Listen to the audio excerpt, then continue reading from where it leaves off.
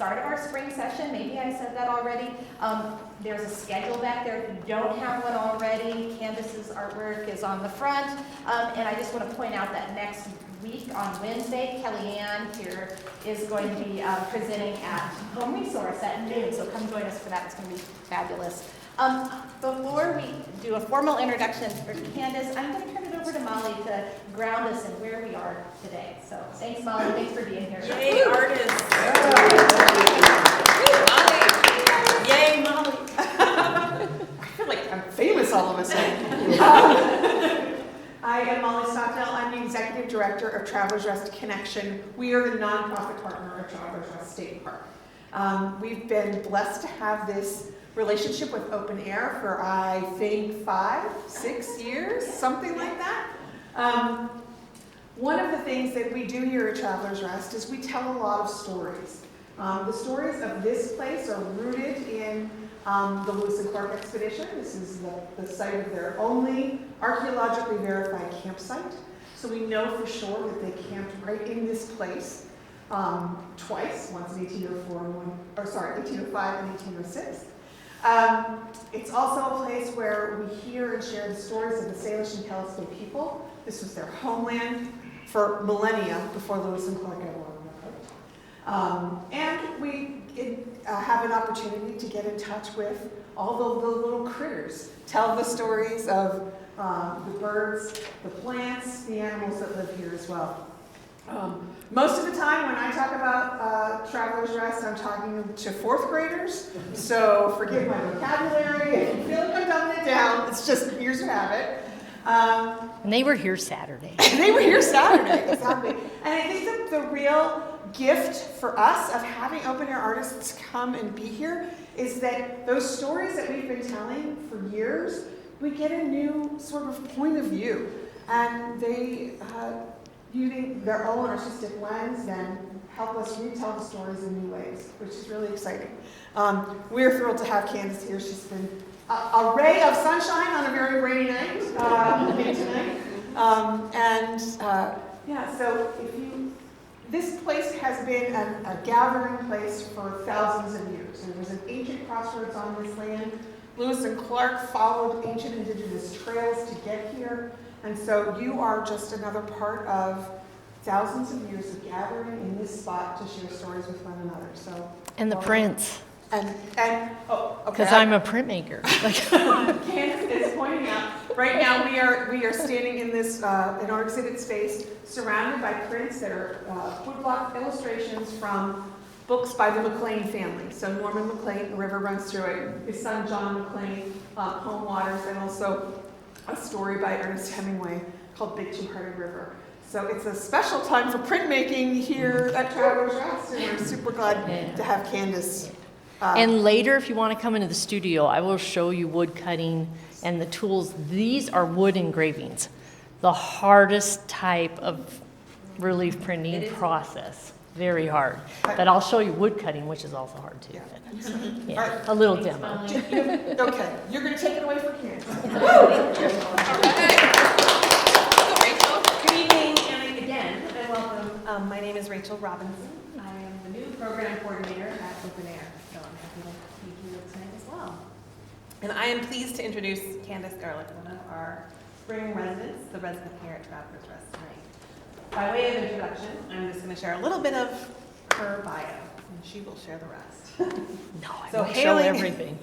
Hailing from Nevada, Candace Garlock is a renowned printmaker whose work has been shown nationally and internationally. She has received multiple awards, including the Reno Tahoe Artist Best in Sculpture and 3D Award artwork. She was a finalist in the Fine Art and Digital Media in 2022. She received the Nevada Arts Council Art Fellowship in 2009, and an honorable mention in the Printmaking Today, a review of fine printmaking in Italy. Candace is a member of the Southern Graphics Council International and is a board member for Rocky Mountain Print Alliance and the Tuscarora Pottery School. Candace's artistic and professional mentorship in student advancement, as well as her engagement and participation in community events, make her a true ambassador of art and to the developing artist. She draws inspiration from the collaboration of those around her through the interplay with students and has a number of ongoing We are excited to hear about it tonight. I'm not going to talk about all of them though, okay?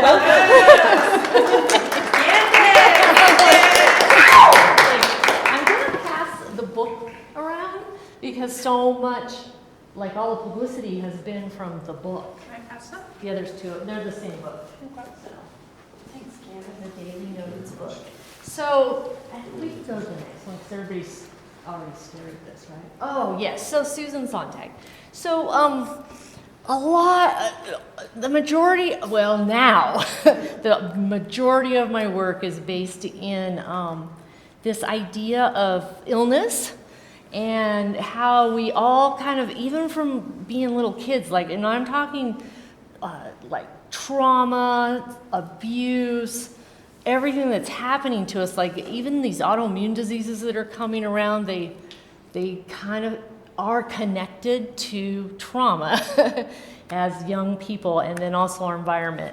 And so I have MS, multiple sclerosis, and it's where the nervous system is attacking, your immune system is attacking the nervous system and creating these lesions in anywhere where there's nerve myelin sheathing. And so then you get these lesions, and it's hard, wherever they're at, it affects either the way you think, your brain, walking, talking, the throat, digestion, like anything in the body. So that's why people with MS have a lot of different symptoms. And so my work from around 2011, when I was first diagnosed, I was being very secretive about it until 2023, and then I went full-blown into it and said, you know what, I'm going to address this because society needs to address these illnesses, especially autoimmune diseases, which we're talking like 20-year-olds are getting diagnosed with autoimmune diseases that they're going to have to live with this their entire life. So I kind of like start my presentation with this. This is some of the work that I have been doing, but it all stems from this book, that if you guys look through the book and kind of read through it, you'll sort of see the journey, the storytelling. Okay, go ahead to the next one. This is one of the latest pieces, so I've gone into a lot of installation work just so it sometimes, in sculptural work, it's easier to feel it when it's three-dimensional versus my printmaking, which is two-dimensional. So this is one of the latest pieces that is based on Susan Sontag saying like citizens of another space, where it is our system like these pipes systems, but then also this resin that looks like petri dishes, and then my little feet. So there's so much feet involved in a lot of the work just because the disconnect of me feeling my feet. So, and then walking, and then learning to walk over like again. So, okay, so I just kind of put that one in there. But we're gonna get to some good stuff too. Like that's sad. That piece is still sad. I mean, like it's sad. So when you think about chronic illness or people that are of other, they sometimes put themselves into the shadows, or they feel like other people are, the majority of people are putting them into the shadows, although it's self-imposed a lot. And so I always want to say we live in this sort of shadow world, but you have to have shadows, you have sunlight, right? So there's you don't even have a shadow if there's no light source. And so, of course, I love Yoda. I am of that generation, where Yoda, I just love him. But anyway, this idea of duality, where there's a flip of a coin. And so you have the shadow and then you have the sunshine. And so the way that I approach artwork, and I feel like I've always approached artwork, is that fact that I might have this very depressive, in a way sad artwork, but then I will also create this really super happy work. But it's coming from the same place, even if it looks different. And it's all coming from this idea of healing, of like getting myself to feel better. Okay, so part of my work and a part of the way that I work is always with other people, like collaborations, friendships, slow friendships where we do stuff together, we make art together, and then giving away, like just giving of myself to other people, my artwork, and then they give it back to me too, which is a printmaker's way, because we do print exchanges, what I'll talk about. But this group here, so in 2011, I was diagnosed with MS, and I had my neurologist. She was amazing. She's still my neurologist, but she talked about the journal book. And in the past, I'd always just have a book that would just have art projects in it. But she talked about the journal as my entire, all of my experiences, everything, every day goes into the book. When I gather things, when I just am thinking about things, when I'm doodling, when I go to those meetings that are so boring. Okay, I'm an educator. And I'll doodle the whole time, but I'm remembering what they said. So I'm going to pass this around because I just started this when I got here. And so this is kind of becoming the art journaling book of this space and time. And it's going to be not just here, but like wherever I go to. So I'll probably bring it to your talks. So you can pass it and you guys can look at that. There are 2 more journal books that are pretty much completely finished that are in my studio that afterwards, if you want to go look through them, you can. So, but this group of women here, since 2011, we used to go out and journal, but after 2020 with the pandemic, and then after 2023, where I could no longer really walk very far in nature, or hiking I couldn't do, we sort of disbanded a little bit. But they do some of my collaboration projects with me. But I just wanted to share that pictures and like a little homage to them. Okay, and then I do want to put a shout out to Melanie Yazzie, who is down in Boulder, and she was my mentor. Got me into grad school, so she was teaching at Boise State University and guided me through the process. It was the only grad school I applied for, and she mentored me through the process. And we have been doing printmaking exchanges and collaborations ever since. So I just always give a shout out to her as my mentor and what she has taught me about community and about print exchanges and then making opportunities for other people. You create an opportunity to bring other people into it. So I am jumping a lot because I had to do this narrative in a way that it would make sense. So 2020, we all experienced the pandemic, and that's my my youngest granddaughter, who's now 8, but Emsley. She, in the very beginning, her mom's a paramedic, and so right when we didn't even really know what this was, what COVID was, their whole family came. She came down with it, and even the little baby came down with the COVID, and we were so close, and we're still super close. This residency has been hard for me. And if she calls me, I might just turn on the FaceTime and you can see her. Because she FaceTimes me. Because they were sick and then I got sick, we were isolated in different places. And then we were all isolated where there wasn't that community or that being togetherness. And I got sick and my husband, where's my husband? Oh, my husband David. I love my husband David. He's my helper. I couldn't even do this without him. He put up bird feeders outside the windows where I was, because when you get COVID, you have to rest, you have to be sitting up. You can't lay flat.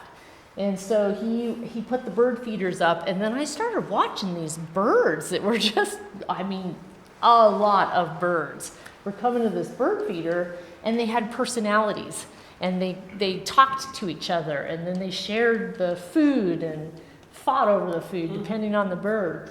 And I started to relate the birds and their personalities to family members that I was missing, that I was just missing. And so I created what is called, there's a whole bunch of these birds, and they're called fashionistas.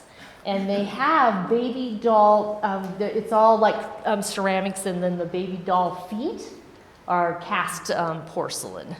So, and then they're all kind of put together, and they all like, they themselves have personalities, but then their names have to do with family members or friends, except for these two, which one is, that one's spring, and then that one's an unnamed metamorphosis bird, basically about the metamorphosis of butterflies and stuff.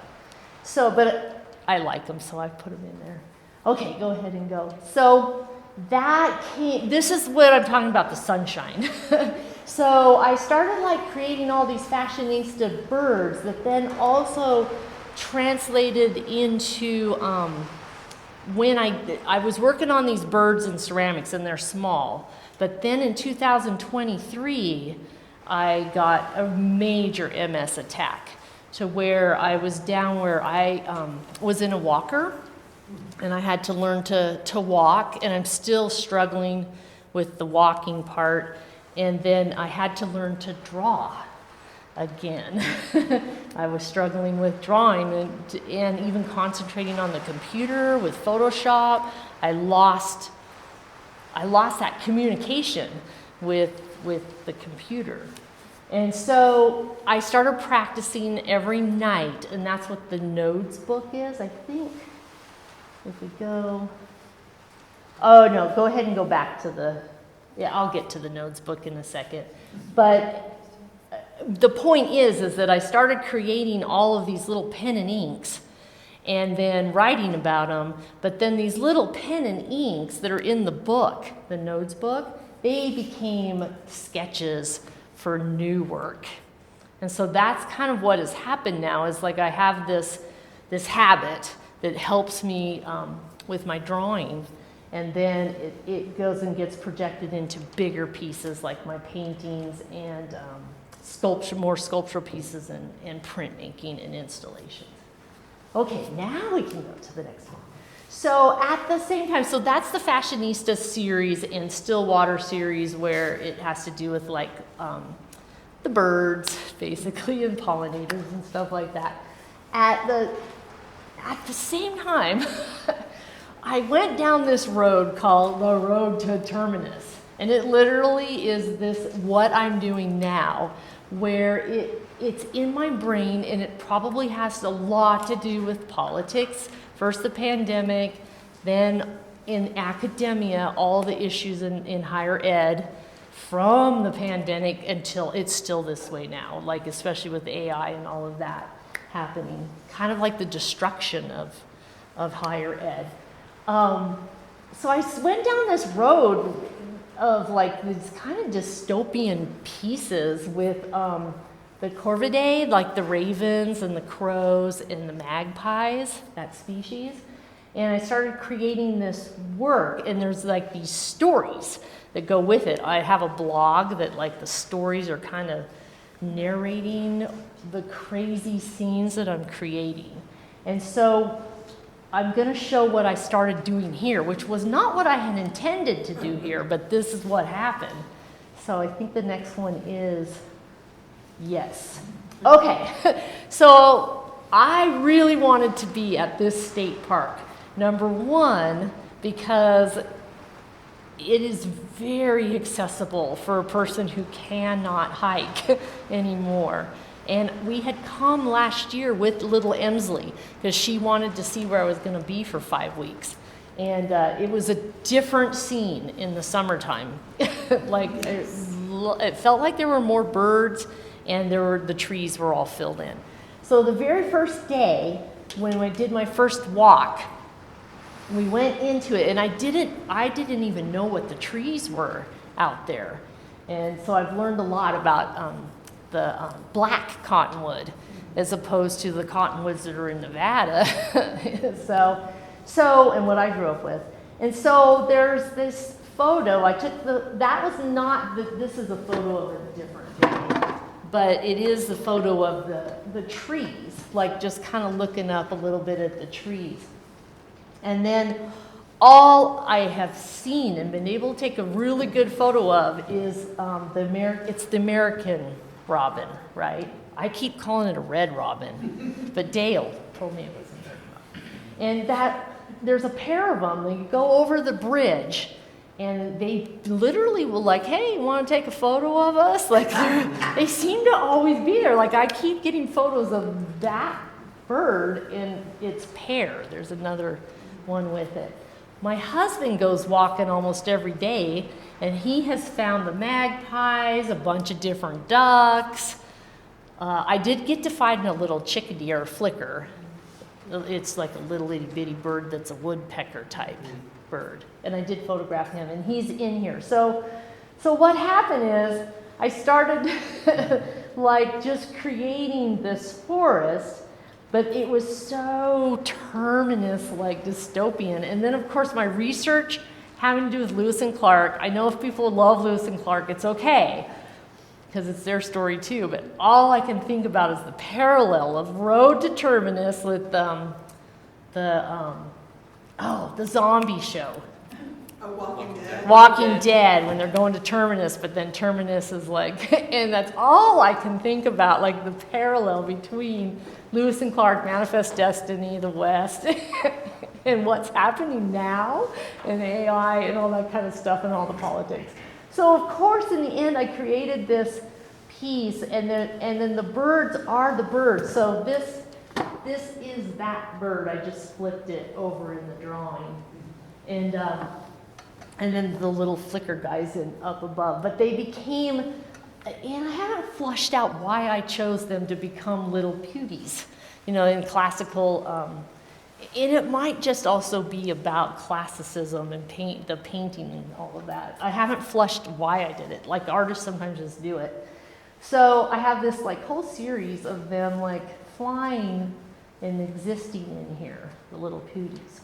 So the next one, okay, so those of you that have been up, you've seen this. I do not know, it's in the upper field, and I do not know what that structure is. No. Ramona, help. Do we know what that is? It's a thrashing machine. Okay, well, guess what it looks like? This bird? It looks like a duck. I can see it. Yeah, and then this is where the magpies were. So up in the field, there's no trees. It's the upper part of the state park, and they have a whole bunch of equipment up there. And that's where my husband found the magpies.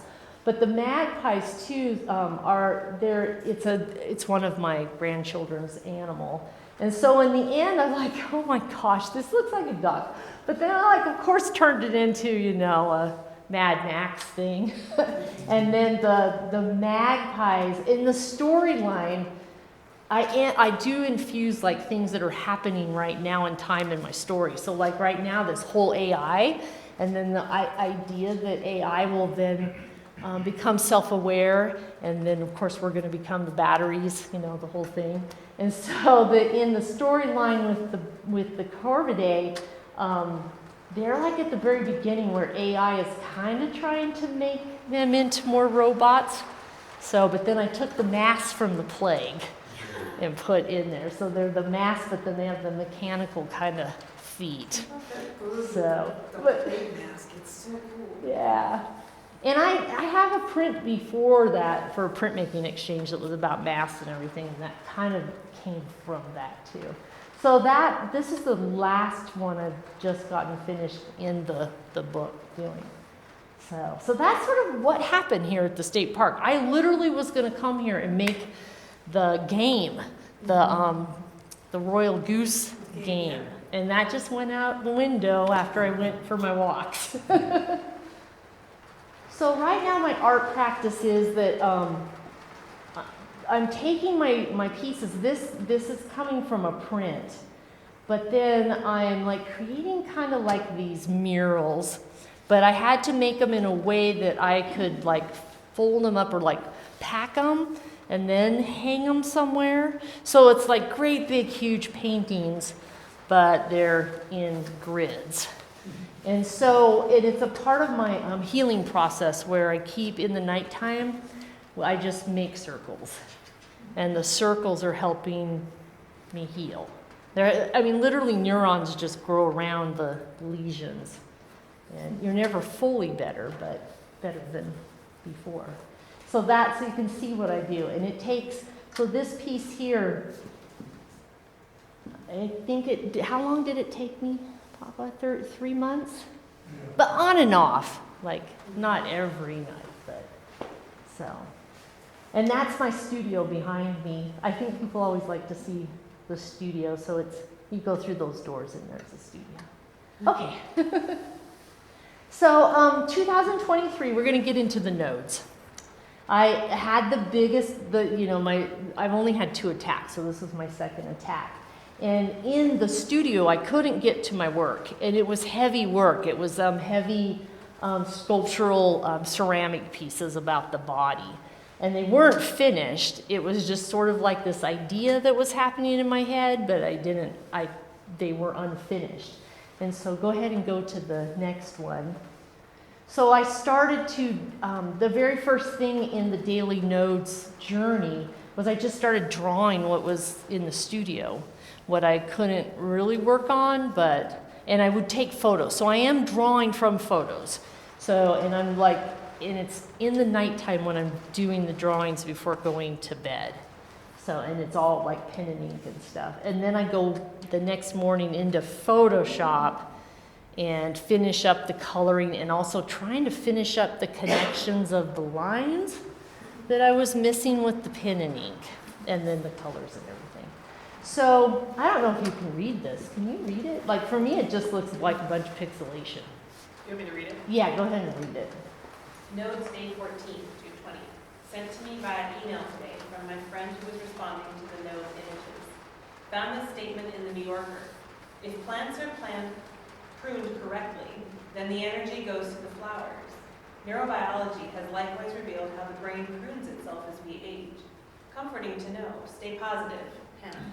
Yeah, and so when she sent that to me, it sort of clicked to really force myself out into nature.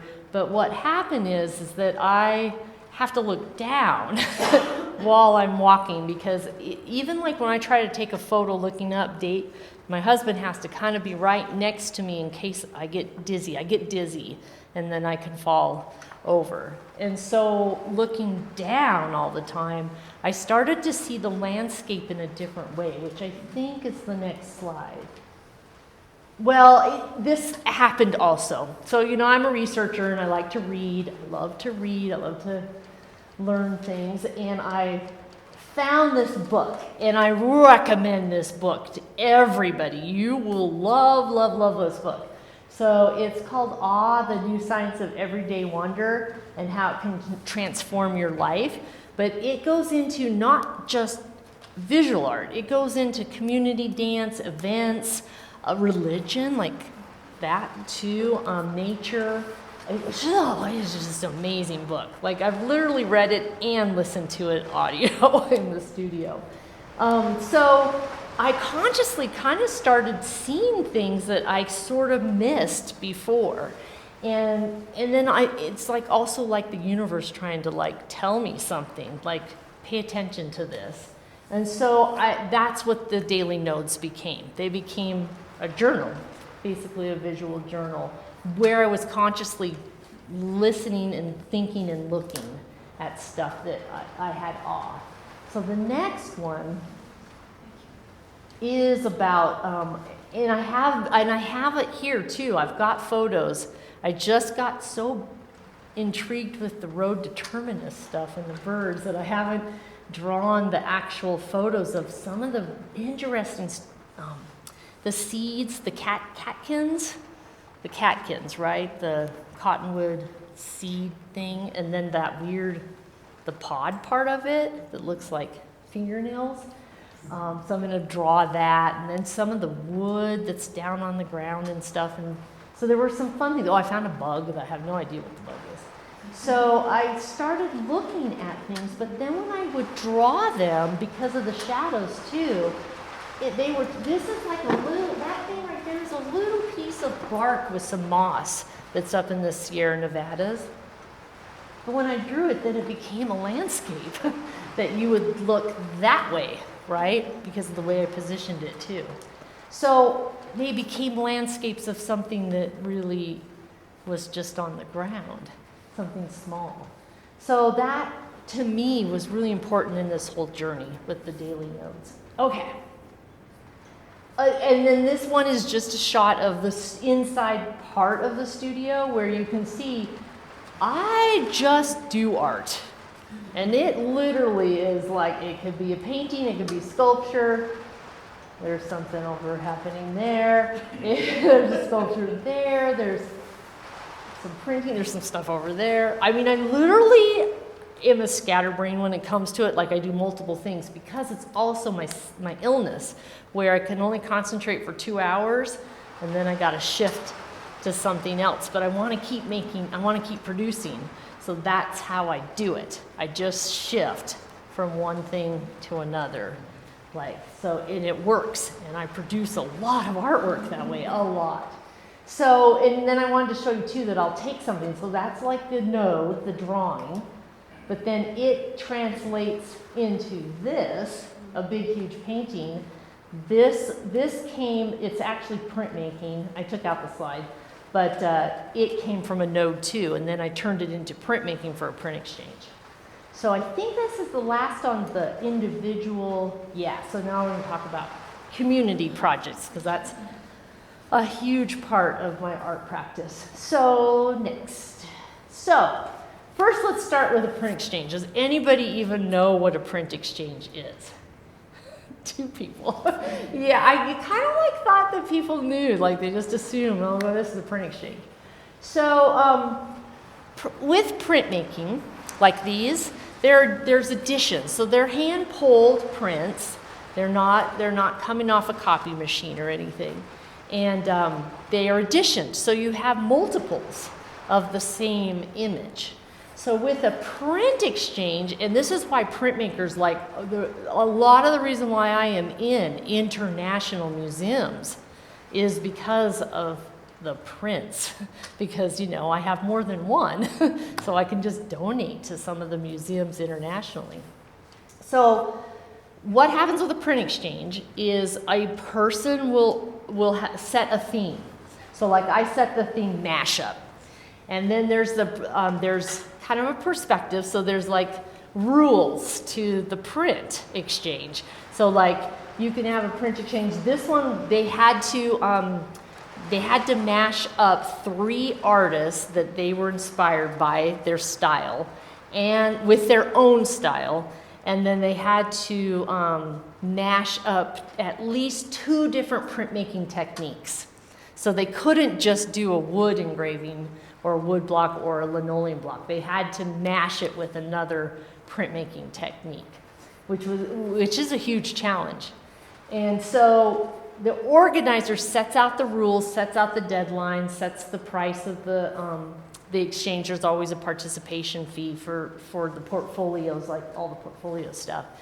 And then everybody makes their prints, makes the edition, then they send it back to the organizer, and then the organizer collates it all and then sends a portfolio to each participant. So printmakers, we collect each other's work. It's a great way to collect artwork. And then we also are sharing in a moment, in an idea, in a time. And so that's kind of like the basis, because my roots are in printmaking, and Melanie Ozzie, this is her thing. Like, she taught me how to do a print exchange. I just kind of like went from there.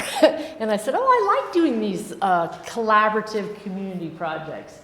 So this was an example. One of the very first ones that I took on as an international one was 6 Sides to Every Story. And I think this was 2006.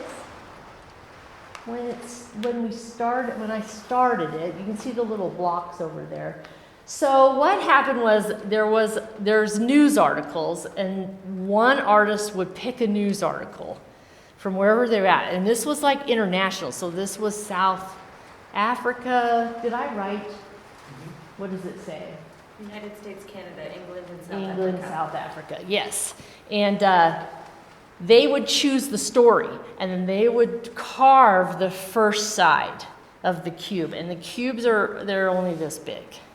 And then that got sent to a different person, or they were working collaboratively in a print shop.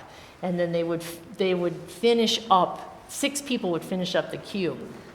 The cube came back to me, and I had to print an edition for each person in it. So it ended up being 8,000, I think, or maybe 80,000. It was a lot of impressions that I printed up, and I made like this little kind of fun thing. So anyway, so that was like my first experience with doing something big that was international, was with this group. And we only lost, in the end, 2 cubes. So like one group of artists, it went to an artist in Las Vegas, and then he never gave it to anybody else, or like it had some people in it, and then it just disappeared. And then another one disappeared. The next one that's kind of leading to what's happening here at Travelers Rest, it's called the Nevada Awe Project. And it was done first of all, it was a fundraiser. So it was a fundraiser for Double Scoop, which is a nonprofit organization that they write about art. So they write articles and critique art shows. And then it's on a big blog. So they pay their writers very well. So this was a fundraiser for Double Scoop. And what it was the artists, they had 2 people had to work on the same disc. And so you had to give up control of the disc, which was very hard for a lot of the artists, the professional artists. The little kids, it went down into like the kindergarten classes, it went all over the place in the state of Nevada. It was Nevada Awe. And the prompts were what do you love about Nevada? So, and then they had to write. So this is when I started, because of my Daily Notes book, and there's a Nevada Awe book after that. I said, well, I already know how to do a book. I learned and taught myself that. What, like it's hard? Yeah. Well, it is. Yeah. It's hard because I didn't know InDesign, and so it was weird how I did end up doing it. Anyway, we don't need to get into it, but I made it work. But the artists, they had to write. And in the beginning, I told them, I said, there's a blog and everything's going to be on the blog, but then there's going to be a book. And so we need writing, not just images. And so they started to write. And the first pairing, Sydney Teskey and Elaine Parks, they needed prompts. And so it was like I was interviewing them. So I like questioned them, and then they would tell the story, and then I would kind of edit it and put it in a book. And this is just one of the pages. But these are some of their collaborations that they did. And so sometimes Sydney would start, and then Elaine would finish it. And so Elaine's a ceramicist.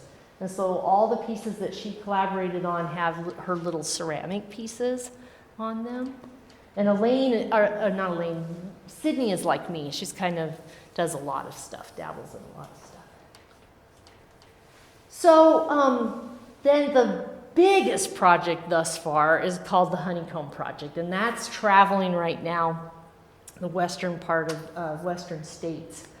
So the Honeycomb Project, again, I learned from Nevada Awe. And so the Honeycomb Project, I learned that people really struggled with working together on one piece. And so that was a struggle for a lot of people. And so I opened up the Honeycomb Project with the prospectus that you could just submit artwork, and you could submit up to 6 panels because Amazon shipped them that way, 6 panels. So I just opened it up to, it started off with printmaker friends, and then it just went around. It got viral. I guess viral's the word. And I thought it would be like the Nevada Awe, where maybe like there were 300. In the end, there are 900 of these things, of these panels. But what I found and what I learned from that project was when I turned it into workshops, which was the jelly printing workshop that the kids got to experience. When I turned it into jelly printing workshops, there was so much more collaboration and openness and sharing of the panels and a sense of community and bonding. And then also, like, it was okay to give the panel away. Like, it wasn't like precious to them. And so I learned a lot from that experience. And so the next project after that we're doing right now here, this is the first cohort that's doing it, we're doing it all workshop based. So if you just click it, just touch this, there should be like a little video.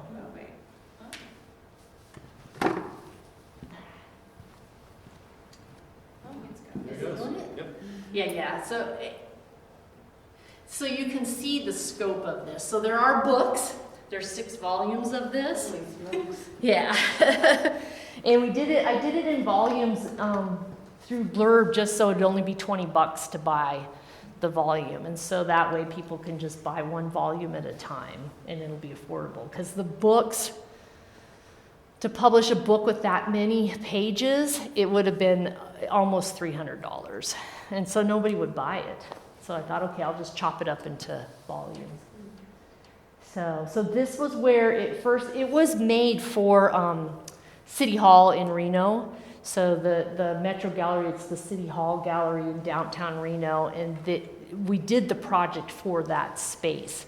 But then there are a whole bunch of other places that then wanted it too, so we're just traveling it. So, but you can kind of see, and I think the whole point too of this, it was about community, but it was also about the fact that one individual can't make a honeycomb, that it actually takes a whole bunch of bees to make it. And do you want to know something I learned from this project? Almost 90% of bees are loners. They are not in a hive. They still pollinate.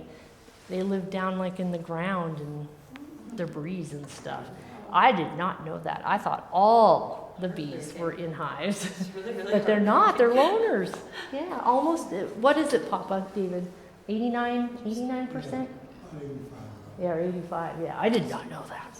See, you learn stuff when you do. So the last project, and I do have, there are QR codes on little cards back there. If you want to follow this project, it's so special that Open Air and Travelers Rest decided to do this project because it's the first cohort. And so there's this cohort of artists, and they're not all artists because it was open, it wasn't, so what it is like my pieces, these pieces they're like big, huge woodcut prints that were of a bristlecone tree that I can no longer experience because it's way up in the mountains in Lamoille Canyon.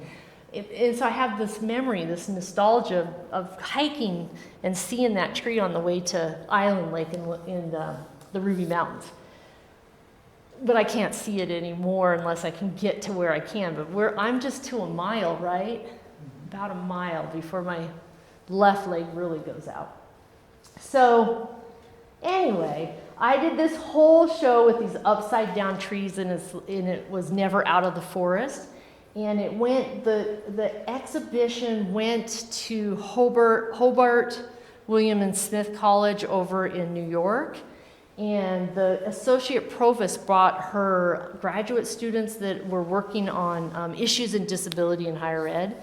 And we had like a 2.5-hour like conversation and dialogue about the problems of disability and awareness, and then also accessibility. And it's not really accessible. All kinds of stuff that was happening. But some of the students, when they had walked through the forest, they were like, when they came back, they said, wouldn't it be really interesting to open this up to lots of people with disabilities and have them make the upside down trees? And I was like, And then I kept thinking about it, and then there was a donor there, and he like took us to lunch, and then he was talking it up, and he really wants it. So I was like, well, when a donor wants something, you're like, oh, okay, well, you're a donor, so yeah. So I did put it all together, and we know this force, so it's cohorts of about 8 people. Like any more than that would be really hard. And they come together and they have to, and it's in the studio right now, what they started. They still have to put detail work into it, and we got to carve it all out. They come together and they are creating the tree that they are inspired by place. And it didn't have to be like, so when they came on Monday, and I mean, they have disabilities ranging all the way, Susie's not here. There was one, it was a car crash. So she's totally in a wheelchair. There's one who has had cancer her whole life since she was young. And one has Parkinson's. And 3 of them are writers, 2 of them are visual artists. And so, because there is a writing component to this too, and a blog and a book. So they came together and here's a couple of them up on the bridge. They chose, in the end, I said, when you make this, it's an invented tree based on your inspirations. But then in the end, they gelled and they came together and they did the state park. And so their tree is cottonwood, black cottonwood. There's several of them. And then they included the bridge. And psychologically, they wanted the bridge. And so they were like, yeah, because it's a bridge from healing to not healing. And so the bridge of the state park is in the middle of this. And then there's water. They know the whole thing is going to be upside down. And so the silhouettes of the birds that I had found, the silhouettes and it made stencils are going all on the top, but when it gets flipped over, they'll be on the bottom upside down.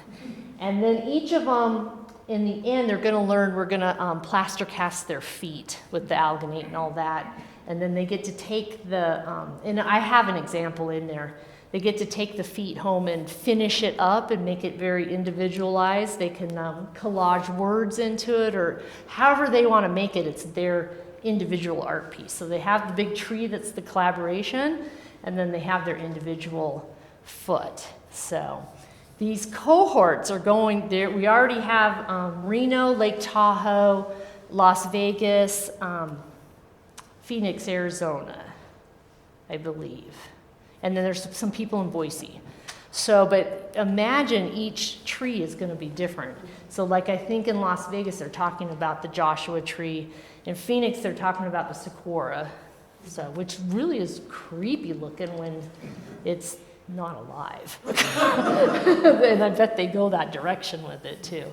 So that's the project that's happening right now in the studio. And if you guys come in the next 2-3 weeks, then you can see the progress of what they're doing in there. So I think that's my last one. Oh yeah, and I've got a QR code if you want to follow it. Does anybody have questions? Thank you.